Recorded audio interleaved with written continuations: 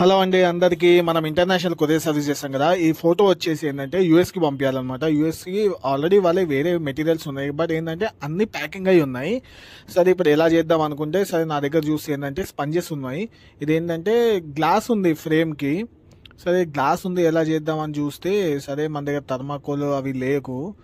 ఇప్పుడు ఏంటంటే ఇంకోటి ఏంటంటే నాకు షిప్పింగ్ టైం అయిపోతుంది, అందుకే తొందరగా ప్యాకింగ్ అన్న చేయాలి, నీట్గా చేయాలి. ఏది చేసినా మనం నీట్గా క్లాస్గా చేస్తాం కాబట్టి దాన్ని స్పంజెస్ పెట్టేసి ప్లస్ దాన్ని ఫస్ట్ ర్యాప్ చేశారనమాట.